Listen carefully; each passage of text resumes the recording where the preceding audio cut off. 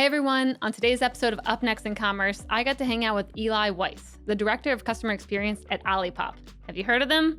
Really fast growing company who's doing amazing things in the world of customer experience and how they think about the LTV of their customers in the long term. I've been following Eli for a while on Twitter, and it's really fun to see the waves he makes in that world. And when he even speaks about customer experience, you see people listen, which is why I got him on the show. Not only does he have some really good stats behind his names at the prior companies he's worked at, I mean, increasing CES scores and LTV scores, like within a matter of days of him arriving, but he has a really fun personal story as well around his childhood and how he got his foot into the world of D2C without having much experience. It's very fun to hear about that. So on today's episode, we of course talk all things customer experience, what that looks like, best practices, what current companies aren't doing correctly, and the most underutilized moment in the purchase journey that most brands are not tapping into right now. So enjoy the episode with Eli Weiss. Hello and welcome back to Up Next in Commerce. I'm your host, Stephanie Postles, CEO at mission.org. Today on the show, we have Eli Weiss, who's a Director of Customer Experience at Olipop. Eli, welcome. Thank you so much for having me, Stephanie. So excited. I'm a big Olipop fan. I'm a big fan of you. So I feel like this is going to be a really fun interview and can't wait to dive into it. So I want to get into your background of like how you even got into the world of D2C. I mean, obviously working at Olipop now, you've worked at NUGGS. I have kids, so I follow NUGGS very closely. So I want to hear a bit about your background of like how you got involved in this world. How did you get pulled in? Yeah, I got into startups in 2016. I was traveling for a little while and was in Israel at the time and found this luggage company that was selling on Kickstarter. And when I joined 2016, they were actually 2 full years late on the product. And when I joined, they were hiring a native English speaker as like the sole external relations person. So the role was starting in customer service, but eventually, everything from marketing to investor relations to trade shows, strategy, et cetera, et cetera. And when I started, my hypothesis was that the reason why people were super frustrated had nothing to do with the fact that they didn't get the product. Rather, it was that they had this idea of backing a company so they can feel involved, and they weren't getting any information as to like feel part of it. So essentially the hypothesis then was we didn't have much to lose. Let's just go full on transparency mode. And we got the CEO to hop on a Facebook Live and share like, hey, I've been dishonest. Here's what really has happened. We've raised a lot of money. We've spent it all on R&D and production. We just need some time to get this product to you. And we essentially turned the business around. Fast forward a couple of months later, we shipped the product. And then a year and a half or 2 years later, we ended up launching a V2 based on feedback from V1 and had all these customers come in and come right back. So that was my first stab at startups and customer experience, and was there for a couple of years. Started again in 2016. By the time 2020 came around, I pretty much have done every role at that company other than like design and finance. And then COVID hit. So obviously luggage was definitely not a hot commodity in the middle of 2020. And the one thing I swore to myself was I'd never touch food and beverage, just because my family has been in food and beverage for, I think, almost 50 years now. But I was in New York and came across NUGGS, which was a super cool vegan chicken nugget alternative, and kind of hopped in there, and then hopped into Olipop. And what I've seen is just people getting super excited about customer experience. And that's been amazing. Cool. Okay. I mean, I find it very interesting that you dove into a company that was like back ordered like that. It's very brave. And also hearing about like your family being in CPG for 50 years. Tell me a bit about, your childhood. I know we were talking about those, a bit non-traditional growing up and schooling. So I want to kind of dive into that to get to know you a bit more. Yeah, I mean, this is a fun one, and one that I don't share very often. But I grew up in a ultra-Orthodox Jewish world. Number 2 of 10 children, very non-traditional childhood, kind of in a box, didn't have a traditional high school experience. I was always a great kid, but at the age of 14, 15, I wasn't a super happy child, I'd say. And my entrance to the outside world was actually reddit.com, which is the best and the worst place to learn about the world as a 14-year-old boy. And kind of hopped in there. And what I learned back then was people were traveling, and people were traveling for free. And I got super excited about seeing the world and seeing other places. When I was 15, I went with my older brother. We did a road trip in the summer. We drove from New Jersey to LA, and we kind of went across all these states that I was never I never had left New Jersey prior to that. So, Wow. so yeah, super excited to be able to kind of see the country, and was obsessed with people. I'm an introvert, but was for some reason was enthralled by people watching and seeing how humans are the same in different places. Essentially moved to New York at the age of 18 and had seen that people were consistently flying with points and miles. And I walked into a Chase Bank in Washington Heights, and I spoke to the manager and said, "Can you teach me everything you know about credit?" And he was like, "Well, this is pretty weird, but sure." And fast forward a year and a half later, I had 1.2 million airline miles, which is a story in and of itself. But told my parents I was going to Israel to study, which, as Orthodox Jewish parents, they were super proud of. Went there and started traveling. So I had a couple $100s in my bank account, but a bunch of miles, and saw 34 countries in the next year and a half without spending any dollars. So while most people my age were in college, I was traveling. Kind of finished this whole travel extravaganza, and was like, do I hop into college and start a couple of years late and spend a lot of money on it, or do I kind of figure out a way in the same way I figured out with travel and a bunch of other things growing up? And startups, like, that's the only place where you can get in based on what you tell them you can do, and if you prove it, you have some leeway. So that's pretty much been my entrance into CPG, was just like, give me a chance. Yeah. And obviously, as somebody begging for a chance, you don't get to pick. So you take what you're offered, and customer service was the first thing. And I was like, as a customer, I love a great experience. Mm-hmm. But there's something about it, how, the bar is so low. It's like Zappos and Chewy are famous for deeply, deeply caring, but everyone else is just like, this is a cost center, let's push it out. So that's kind of my entry into CPG. That's amazing. Okay, so when you were trying to, get your foot in the door, choosing startups, I mean, what was it like trying to actually get in? Like, what struggles did you encounter? Like, at that point, you didn't have a college degree? Did you have a high school degree? Like, what kind of things were being asked of you where you were like, you'd be like, okay, I don't have that. So I think it's been interesting now, thinking back over the last couple of years of how far I've come, thankfully. And I think it's been, when I started, I finished my high school GED diploma equivalent a couple of months before. So no formal education, was super passionate about customer service, and thought that most brands don't do it well. I'm the guy that hops on a call with somebody and they tell me, well, here's the problem. And I was like, well, here's what I want you to tell me. If you tell me this, I'll be happy. Can you just say it to me? Like, I'll tell them, like, this is how you can do this. And this might be helpful for other people. And it was so weird, but there was something about great experiences that just got me so excited. And I ended up loving the brand so much more. So when I came to pitch this, and this is another story I've never shared, is I had heard about this company. I got introed from a friend, and I hopped on LinkedIn and saw the people that worked there had master's degrees and 10 years of experience. And I was like, I need to figure something out, because just going in with my resume won't get me very far. And I spent about 7 or 8 hours researching everything about the company, went through all the comments on Kickstarter, all the comments on their Facebook ads, and learned everything about what was going wrong.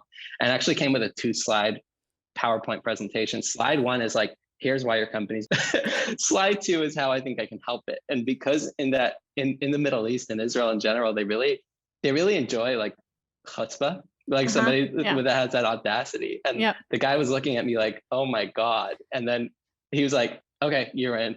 You start tomorrow. So I took a very risky approach, but back then it was like I just had to try something different, new and novel to get a job. But I think what I've seen over the course of that time, I spent 4 years there, came to the US, and then was looking for a job. I actually applied to 85 different jobs at some of these like DTC CPG darling brands in 2020, and heard back from about 4 of them. And most of them didn't even give me the time of day to chat with them, because I didn't have the super cool Airbnb or Uber or whatever else experience.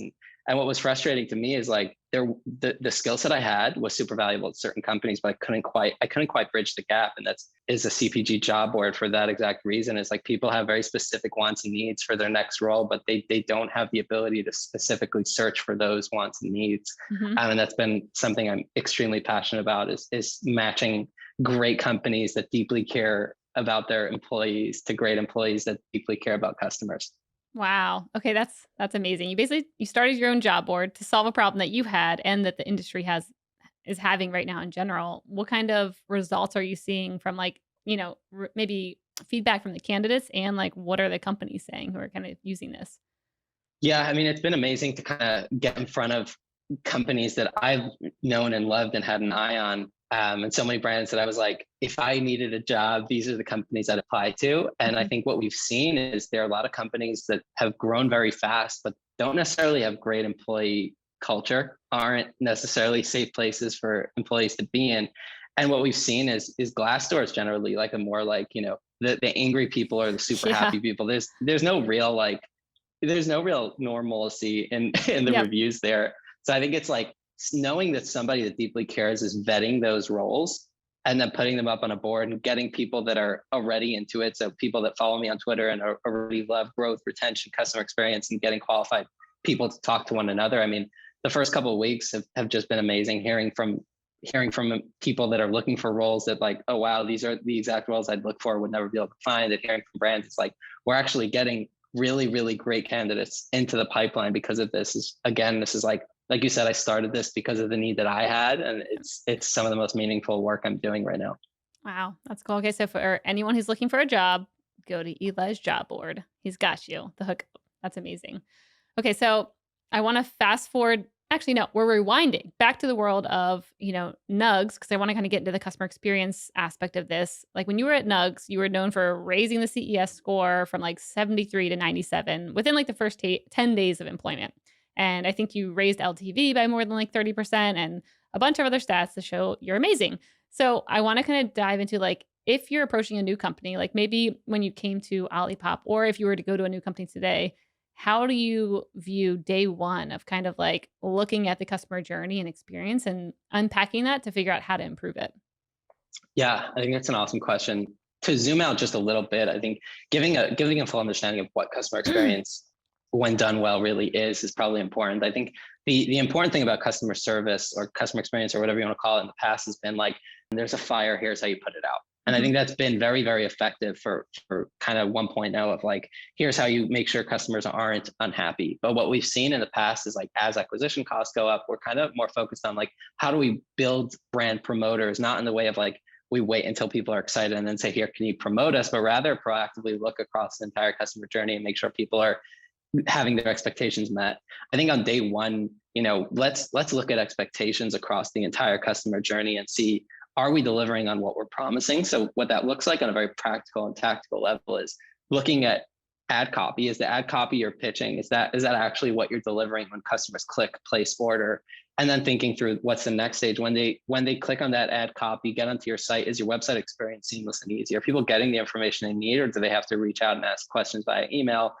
And then the next thing is shipping and delivery. What we've seen is brands like will charge $150 for a t-shirt and then ship it with USPS, and it can take 3 weeks. Mhm. And then kind of like piecing those two together is like, if this is a luxury product, you should get luxury treatment on shipping and delivery. And then obviously product, like there's just a lot of trauma around people ordering something that gets drop shipped from across the world. So making sure that they get what they expected it to look like. And then obviously customer service and return. So making sure that if we promise that we have great 24-hour response time and it takes 3 days to respond, we're already kind of missing it. So I think day one, and it's what I've done at NUGGS and it's what I've done at Olipop, is like day one is looking across the customer journey and seeing what are we promising and are we delivering, and kind of resetting expectations where we have to, or making sure we can beat them when possible. Mhm. Okay, cool. So when thinking about like core elements though, that you're really like, when I came into Olipop, like the data that I looked at was this to make sure, I was ensuring it kind of worked the way it did at Nugs, or the way that you set it up. Like what kind of data do you come in and like dissect first? I mean, are you really going through all the customer feedback and kind of looking at the website and seeing, interactions? Like what are just the first couple that you would look at? Cause that felt like a lot where I'm like, as a brand, well, how do I do all that in my first week or month or whatever? Yeah, I think that's a fair point. So there's the macro and the micro. I think on a macro level, over a certain period of time, you want to kind of see everything. On a micro level, I think some of the most important things is just looking at feedback from customers, whether you're running a CES score or an NPS score, any kind of scoring that you're running from customers, you generally get a pretty good gist of how customers are feeling. So CES is essentially customer effort score, which is like, how easy and seamless was it for you to get resolved, Mhm. to get your issue resolved? And that's generally the biggest biggest indicator of like, are customers getting the resolution to the question they asked without jumping through many hoops? I think that's probably the most important thing I'd be looking for, is like, let's look through the feedback and seeing, it's inevitable. There are going to be issues. I can't solve that on day one, but I can deeply understand what derails a customer experience, and what are kind of the big wins or low hanging fruit, kind of jump in and hit right off the bat. Mhm. Are there anything when you're watching brands today, because there's so many D2C brands popping up, and I feel like many of them are kind of like looking at other playbooks and, kind of mimicking that. Are there any things that you consistently see brands doing right now where you're like, "Oh, you guys keep doing this and it's, completely wrong?"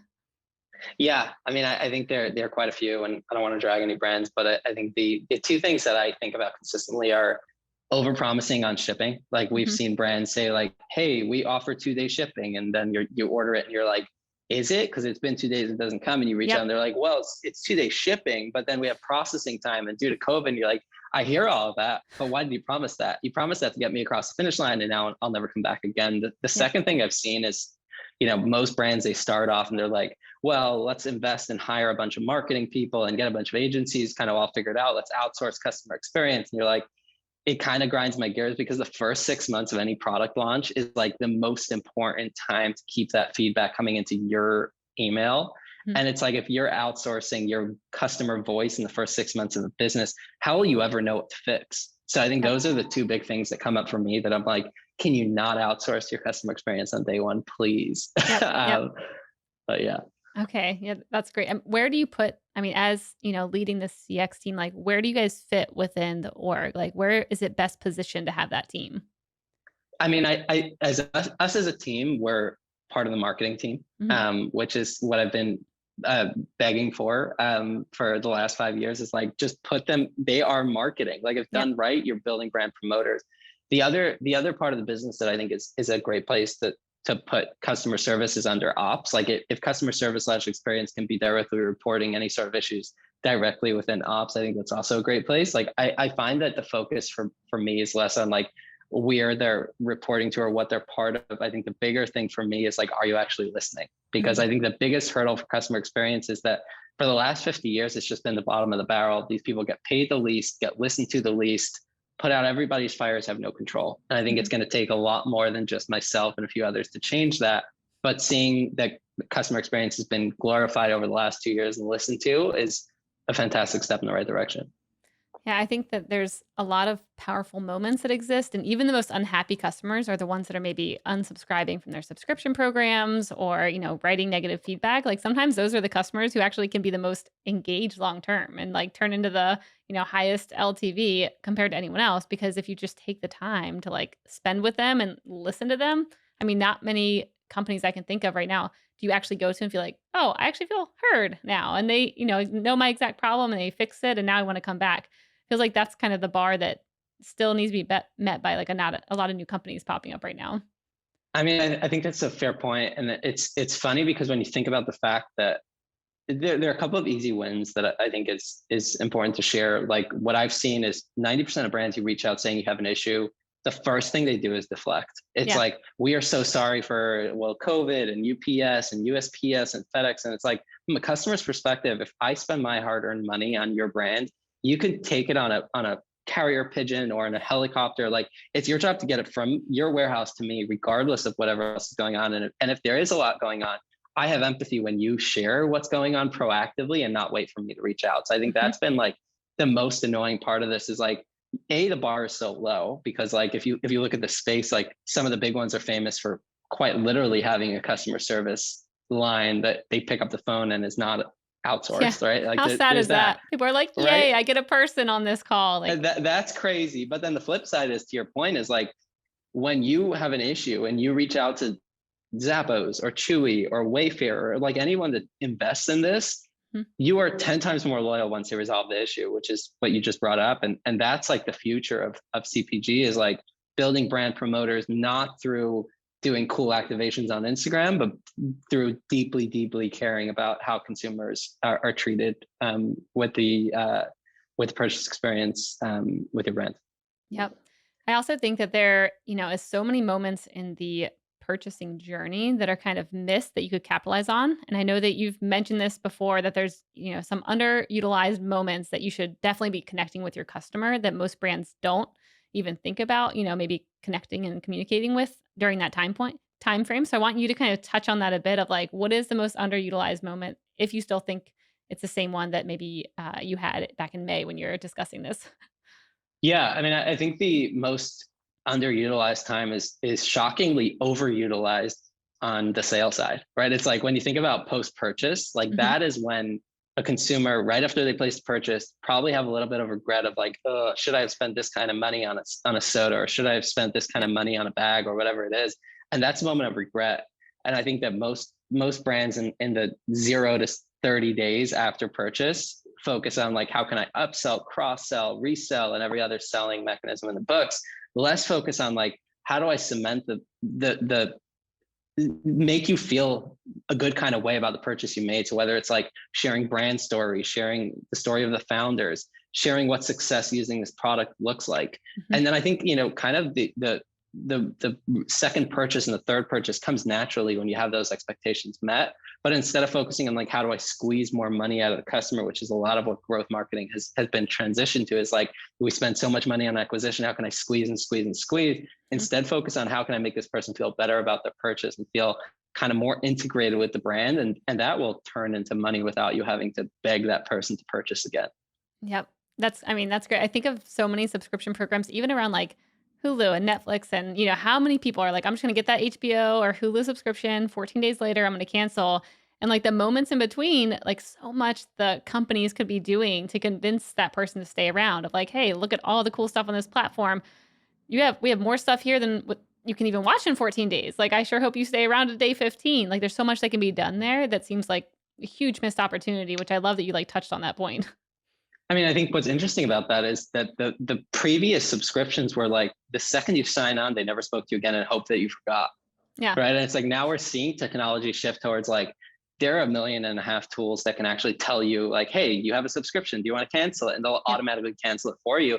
And brands are like, this whole set it and forget it thing of like bringing people into the funnel and then just making believe they don't exist anymore is not helpful at all. And to your point, it's like, if you got a message within like 7 days, like, hey, you're 7 days through your subscription, you only watch one out of the 875 shows that we have on here, like, what's next? Like that's genius. And I think it's like, most brands are thinking like, how can we just get people in this funnel and then kind of just hope they stick around? And I think subscription broadly has been like, we've seen D2C brands, you hop on the website and it defaults to subscription. So instead of a one-time order, you're automatically auto-selected subscription. You're like, Amazon is $1 zillion business. They're not doing that. Do you think they never thought of that? It's like when a customer decides that this is a good product and they love it, or they decide like, hey, the discount is super important to me, they know where to find your subscription, right? So it's like, I think it's a reset on subscriptions in general, which I think is super overdue. Yep. Yeah, I agree. I want to hear more about some of the cool things that Olipop is doing to create some special moments, whether it's after purchase, or, even like longer term, like weeks or months or years after. Like, how are you guys thinking about that? Because I, saw that you guys were sending live plants to people, which to me, I'm like, I would be a forever fan if I got a live plant, because I love plants. Even if I can't keep them alive, I still love them. So like, I want to hear more about those moments and like, what kind of uplift did that bring after, doing those kind of campaigns?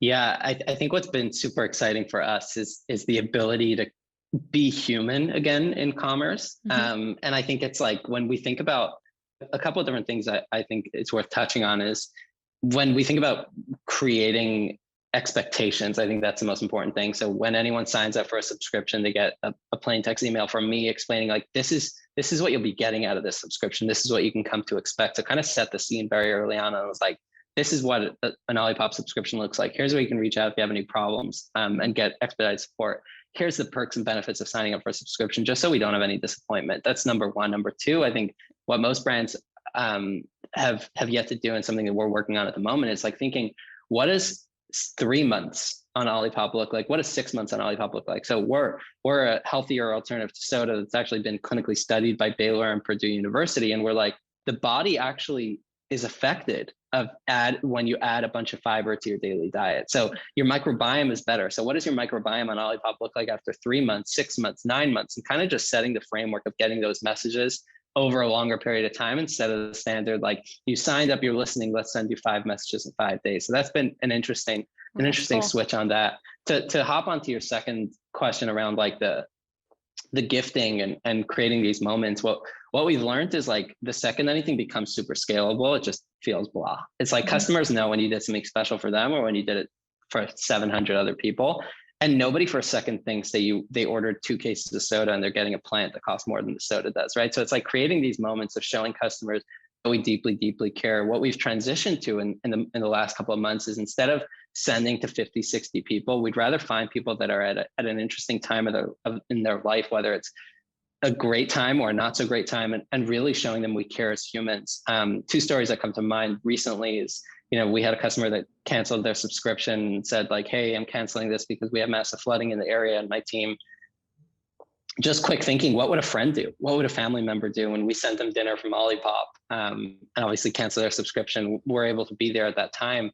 And the other kind of more somber moment is, we've had somebody that canceled their subscription. They said the reason why they're doing it is because they were ordering it for their mom, who was in hospice care and wasn't able to eat a lot of the foods that she was eating, but the can of root beer she had every day brought so much joy into her life. And when we think about selling a soda, those aren't the moments that you're prepared for. And we got a message that her mom passed away and she wanted to cancel the subscription. And that touched us so deeply, both on like the amount of joy that a product like this can bring to people, but also like the fact that she reached out with such a meaningful story and shared it. And we sent over a gorgeous bouquet of flowers, and we were able to stay close to that customer for the last couple of months since then. And that's just like, doing these non-scalable moments are so special. And I think what most brands are like, oh, how do I do it if I'm getting too big? And I think it's definitely not the execution or creativity or ideation. It's more like the corporate structure and all that other stuff that actually affects the doing special things. And on my team, it's like, if you have an opportunity to create a moment that costs under $200-300, just do it and ask questions later. Wow. Oh, gave me goosebumps. I love that story. I mean, so are you going through maybe like the customer reviews or like the reasons of why they might be unsubscribing? Is that kind of how you're finding those moments of like happiness or maybe sadness in life, and then kind of teaching your team, like, here's the kind of moment that maybe we can, support? Or like, how do you go about training your team, especially like you said, if you start scaling and getting so big where you get so many of them, how do you train the team to pick out, the best moments to kind of capitalize on?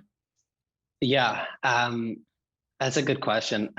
A couple of things. So on the actual finding these moments, I think we've created an ecosystem where customers feel more inclined to chat with us than most do. I think we're a brand that when you chat with us, we chat back, and we're not automated, and we're not just sending you canned responses. So I think plenty of people will cancel their subscription. We won't hear a thing about it.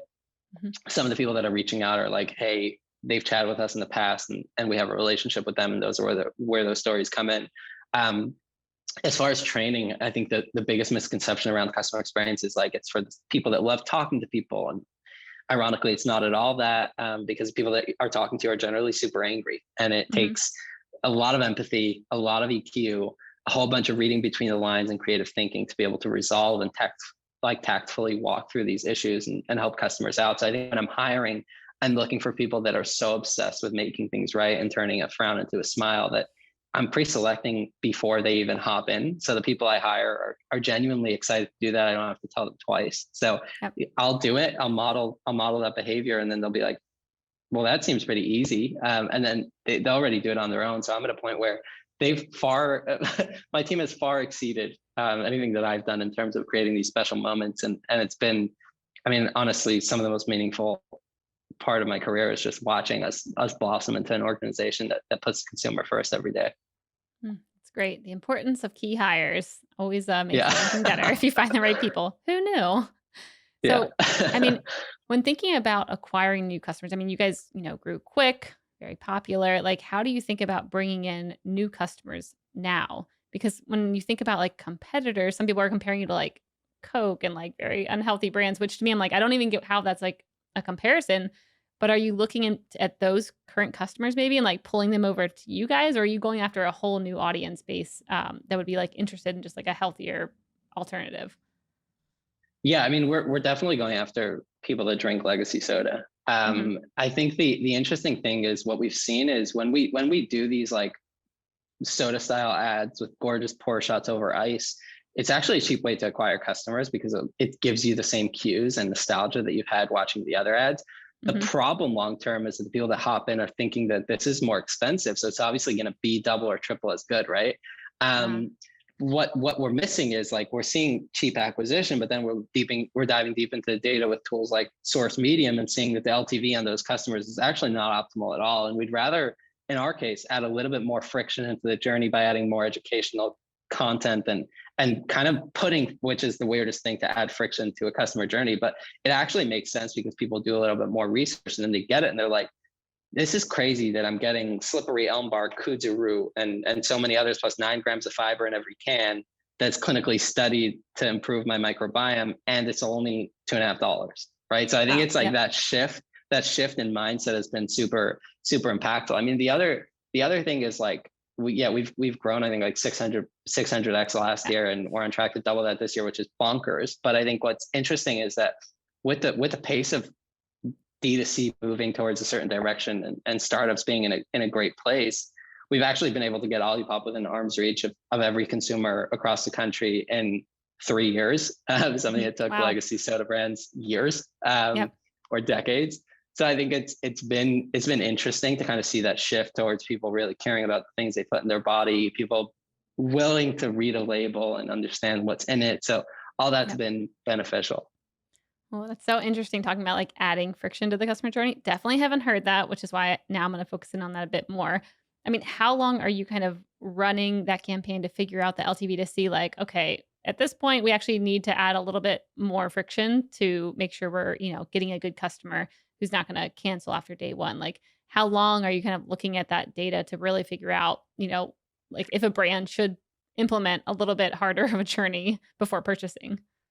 I mean, it's a tricky question because some of the times we're actually looking at this in hindsight where we're saying like, hey, this is an interesting little cohort of customers that are actually CAC was super low, but then we kind of dive a little deeper and we're like, how's the LTV been? And we're seeing that it's pretty low as well. So I think it's a lot of it is like looking back and kind of consistently learning. The other side is like, as we continue to grow, we're just uncovering new data sets. Like we're seeing that people that join a subscription after order number 2 or 3 are actually much more likely to stick around for a longer period of time, right? And that's like an interesting. That's very contrary to D2C ideology of like, let's push as many people into subscription and then make believe that they won't get annoyed when they learn that they're in a subscription, right? So we've kind of flipped that on its side and been like, if somebody decides that they love the product, we'll create a subscription program that's a no-brainer, right? It's like, it's 15% off on every order. You have the ability to swap, skip, cancel via text. Like we'll remove all the friction and make it a no-brainer, but we're not going to push people into it. So I think it's like the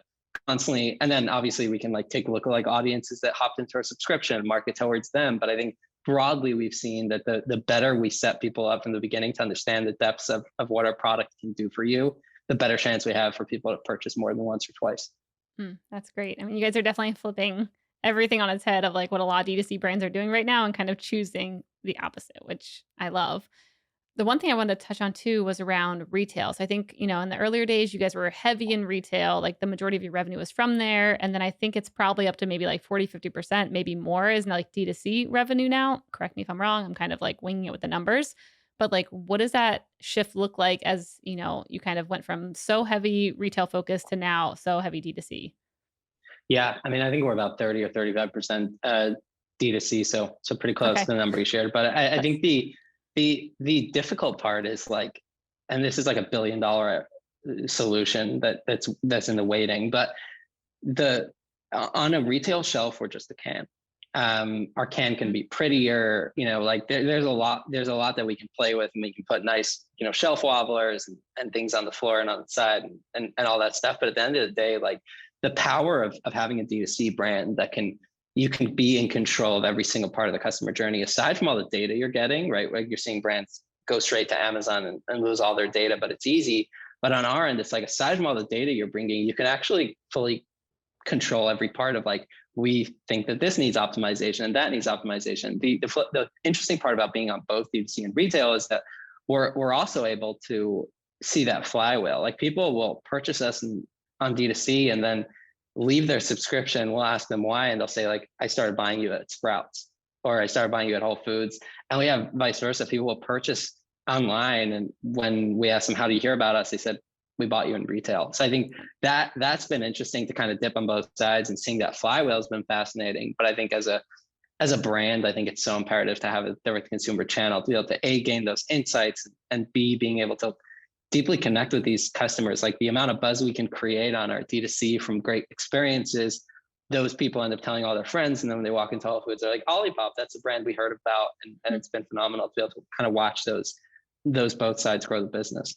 Oh, that's cool. I mean, yeah, it seems so tricky to be in retail with like so many kind of competitors around you. Like, I'm sure packaging is a crucial part to kind of explain to people very quickly of like why you're different than a sparkling water, than, another kind of soda brand that's popping up. I mean, how are you guys thinking about building packaging that kind of pops if you're in a Sprouts to where someone's like, oh, yeah, I definitely want this one without having to read, into the details and the ingredients to see all the cool things that are in it?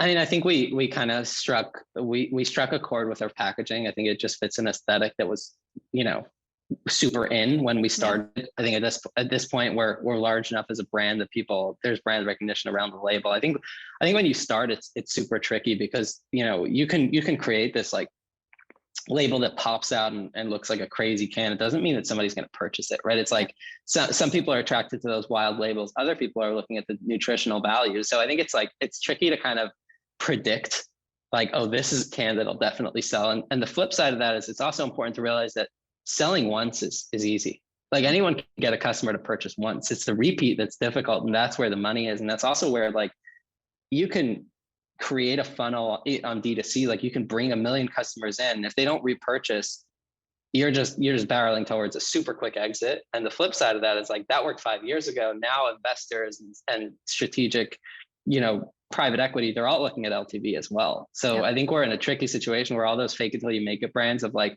let's just turn up the spend and get a zillion customers in the funnel is actually not working anymore. And it's Mhm. an interesting time of reckoning for D2C brands of like this whole quick build, pump and dump Yep. is not as effective as it once was at all. Yep. Yeah, I mean, I think that's why when you look at, the world of investing right now, it's like all these new brands are coming out there and they're like, "Oh, I can't get anyone to invest." And I think it's because initial investors were kind of burned on that model and now they're like taking a step back and they're like, "I don't even know if I want to invest in CPG right now because it's wild out there." I mean, you're seeing brands that I've seen a brand that went public, and in reading their S1, I learned that they're paying $130 to acquire a customer. Their AOV on order number one is $37. I mean, that means that you need at least 4 to 5 orders to even break even, Wow. right? So it's like we're entering crazy town. Mhm. I think investors are like, this whole model worked when acquisition costs were pennies, but now you're seeing Facebook turn the dial. TikTok is next, Snapchat's next. They're all turning the dial, and now businesses, in order to sustain, you have to either keep iterating. Mhm. The other option is create a model that gets people coming back, and that's Yep. not just product. Like you can have a kick-ass product and still provide a trash experience. I think it's like, and that's why roles like customer experience. When I started in 2016, I was like, he's a customer service agent, Yep. and now it's becoming glamorized because people realize it's one of the hardest jobs at a company. Mhm. But it can also transition a company from being nothing to being cool. Yep. So I think we're witnessing a shift on a bunch of different parts. Yep. Yeah, I agree. So, what are you most excited right now around Olipop and maybe, the customer experience stuff that you're working on? Like, what are you most bullish on or excited about with the company? I think Olipop as a brand has been super authentic, Mhm. which I think it's been exciting to work with a team that is not looking for shortcuts to greatness. We're obsessing about every single part of the experience. We're willing to do things differently. We're growing super fast. It's been humbling to kind of work with a team of really kick-ass people. I think we often talk about like a 3, 4, 5 year vision. I don't really have one, but I have a 30-year vision, and my long-term vision is like I want to create companies that obsess about consumer, whether it's building or working with. And I think it's, seeing that Chewy and Zappos paved the way 10, 15 years ago, but now every brand is looking towards that direction makes me really, really, really excited about the future. And I think it's gotten the bar is so low, so it's super easy to blow expectations out of the water. But seeing people actually stop and listen and think about that on day one has been so exciting for me. And now that I shared my story of like me getting into CPG and getting into startups, doing this role, it feels like a full circle. Yeah. I love that. Yeah, I'm so excited to see where you and Olipop go and just kind of watch the growth and success and probably leading the way where everyone's going to start following your practices, which will also be fun to watch. I appreciate that. It's an exciting time for sure. Mhm. All right, let's move over to the lightning round. The lightning round is brought to you by Salesforce Commerce Cloud. This is where I ask you a question and you have 30 seconds or less to answer. Are you ready, Eli? Oh gosh, yes. Dun, dun, dun. Okay. First up, what's a brand that you watch as kind of like inspiration for CX and why? That's an easy one. Chewy. I think any brand that hires hundreds of people to write handwritten cards is I'm bullish about that. Yep. Okay. Love that. What books or, reading materials are you diving into right now to kind of stay on top of the industry? I think How to Win Friends and Influence People is a classic. I read that at least once a year. Yeah. The Effortless Experience is a book I constantly reread about customer experience, and then Delivering Happiness by Tony Hsieh, another classic. Love that. What is one thing that you are secretly curious about? I've never worked at a super large brand, and I'm always curious. You hear so much about corporate structure. I'm curious to see what a meeting with a 5,000 employee brand looks like. That would be interesting. We can get a recording. I'll do it for you. Yes. What's the nicest thing anyone's ever done for you?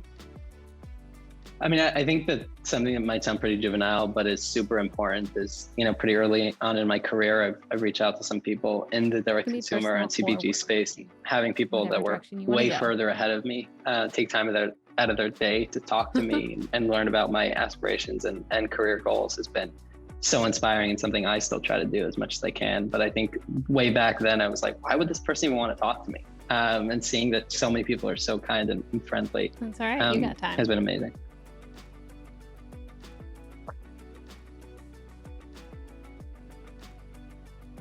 I'm about to RIP my DMs, right? It's actually almost, yeah, every guest actually kind of stops with this one. They're like, oh, I haven't thought about that. This is good. It usually takes them like a few minutes to come up with something.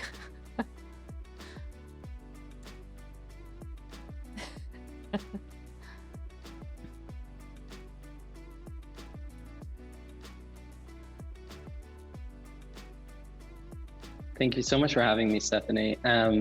Olipop is drinkolipop.com, at drinkolipop on all socials. You can find me on LinkedIn, Eli Weiss, but better if you find me on Twitter. It's at Eli Weiss with an extra S. So it's ELIWEISSS.